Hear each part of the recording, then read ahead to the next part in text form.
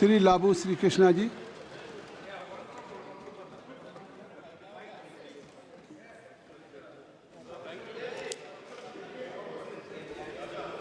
Sir, thank you for giving me this opportunity to speak on motion of thanks on the President's address, sir.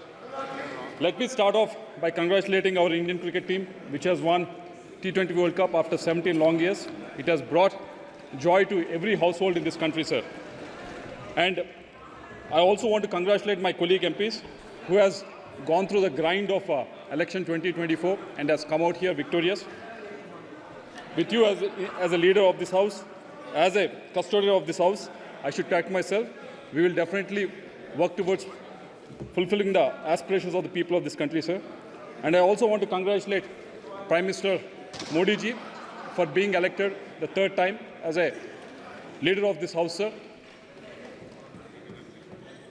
Sir, to best define Modi ji, I need to take the words of Naidu Garu and his Chandrababu Naidu Garu and his observations that he has made 3 months back, sir. In a private conversation, he said that he had almost 45 long years in politics. In those 45 years, he has seen a lot of leaders in this country. There are a lot of leaders who had great vision. There are a lot of leaders who has great administrative skills. There were a lot of leaders who had great mass following, sir. But what he said was, what Chandrababu Naidu Garu said was, in Modi ji, he has seen the whole of these three things in three of these qualities in Modi ji, sir. That itself says what Prime Minister Modi ji is all about, sir. Not just Naidu ji, but I think everyone in this country has seen these three qualities in Honorable Prime Minister Modi ji, sir. That's why I think in election 2024, they pressed the EVMs for the continuation of reforms.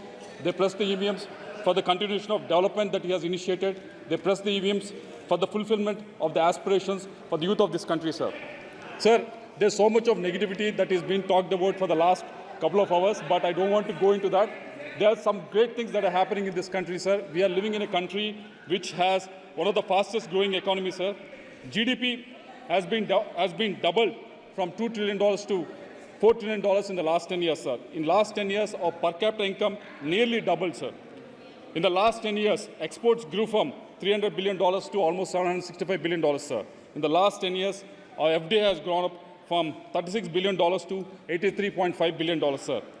Not just economy, even in infra, we have made great strides. Our country is home to second largest road network, sir, and third largest aviation market right now. We should be really proud of this achievement, sir. Also, we have empowered women by giving almost 30 crore mudra loans to the women entrepreneurs in the last 10 years, sir. More than 120,000 startups were emerged in India in the last 10 years, sir. And also, we should be very proud that India is now home to largest number of unicorns in the world, sir.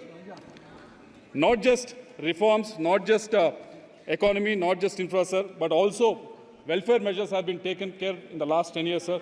25 crore people have been lifted out of poverty. 4.2 crore houses were built. And also 3 crore more houses have been sanctioned recently, sir. 11.5 lakh households were provided with safe drinking water through Jal Jeevan Mission, sir. These are the things that we should be really proud of, sir. Not just these, sir. Also, we have passed some important legislations in the last 10 years in this house, sir. We have implemented GST, which was very much needed because we had a really cumbersome taxation process across the state, sir. And we have brought in new legislations banning triple talaq and also women's reservation bill, which has empowered the women, sir. We have also brought in new criminal laws, and also we have abrogated Article 370, which freed Jammu and Kashmir, sir. These are some of the achievements for the last 10 years we should be really proud of, sir. But Honorable Prime Minister Modi ji and NDA are not going to sit on these achievements. Definitely, we need to set new targets, and we need to set new targets for ourselves and also overcome new challenges to reach these targets, sir. We need to give more push for the rural infrastructure. We need to invest in rural education. We need to invest in the rural healthcare, and also we need to invest in the rural digital infrastructure, sir. We need to do more to double the farmers' income rather than just thinking about it. We need to take on unemployment and create more jobs to the youth of this country, sir. We also need to bring more vigor in the manufacturing sector, sir. PLI scheme is a good start, but we need to remember our MSMEs are working with the highest interest rates in the world, sir, highest power charges, highest difficult labor laws, and our MSMEs are working with one of the costliest logistics anywhere in the world, sir. So I think we need to sit together, not just as opposition, also sit together and actually try to come up with this solution and come up with these policies so that our MSMEs are much more competitive across the world, sir. Also, the government under Honorable Prime Minister Modi ji need to address these issues to build a strong, robust India so that India will become Viksit Bharat, sir. TDP as an NDA partner will support you in this endeavor all through for the next 5 years. People of Andhra wants to work with you. People of Andhra wants to work with you, sir. People of Andhra have shown it in the recent election results also. Out of 175 assembly seats that we have contested, NDA has won almost 164 seats in Andhra, sir. In the 25 parliament seats NDA has contested, NDA has won 21 parliament seats, sir.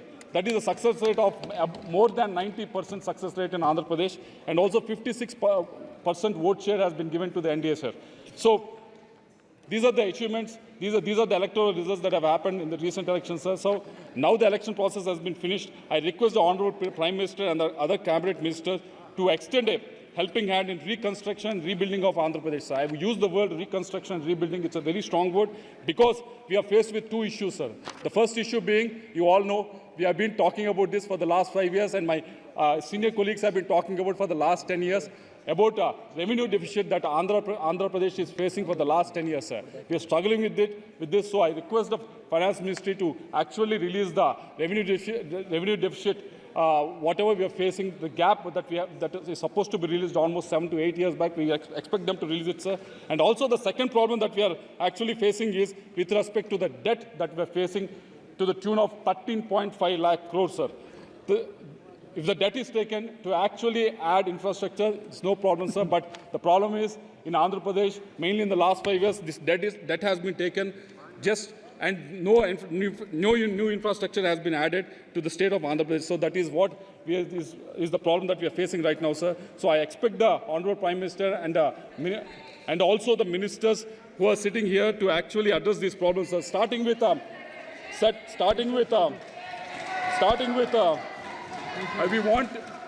we want the minister, Jal Shakti minister, to actually look into Polavaram project, sir, which is a. We'll definitely talk about everything. We won't talk everything negative. We want to talk about something positive also. Let's have patience, okay? Hey, please address to the chair. Don't spend too much time talking negativity. Please, honorable member, address to the chair. They're happy talking about negative stuff, sir. No, they may be happy, but chair is not happy. We just finished our election. Let us demand for what we need to get it from Andhra Pradesh. You know what is the vote share? Your vote share is 0.7% or something. Krishna, So honorable be careful member, about please that. address to the chair. No cross talks. No cross talks. We wanted to Address to the chair. Sir, look at this. Please address to the chair. Sir, I request the Jal Shakti Ministry, sir, to actually look at the national project that is Polavaram, sir. It is being lying in the limbo for the last 5 years, sir. No progress has been made. I thank Jal Shakti Ministry for sending a new team so that they can inspect and assess the situation on ground, sir. But we want it to be expedited because this is a project that can give irrigation water to almost 4.3 lakh hectares in the state, sir, and also provide drinking water to almost 28.5 lakh houses also, sir, and also 960 megawatt of hydel power also can be created through this, sir. So this is a national project that is being lying in the limbo for the last 5 years. So we want this project to be expedited, sir. Also, we want to request the Housing and Urban Affairs Ministry to actually look at our capital, Amaravati, sir. It has been 33,000 acres of land has been given by the farmers, free of cost. They have not taken a single rupee also, sir. Expecting that capital will be built as soon as possible, sir. We expect funds to be given from Housing and Urban Ministry so that this capital that has to be built in Andhra Pradesh will be finished as soon as possible, because Andhra Pradesh has bifurcated almost 10 years back, but still we are running a state without a capital, sir. Coming to the industrial corridor that has been promised from Chennai to Visakhapatnam, which connects Visakhapatnam port, Kakinada port, and also the new and upcoming Machilipatnam port, Krishnapatnam port.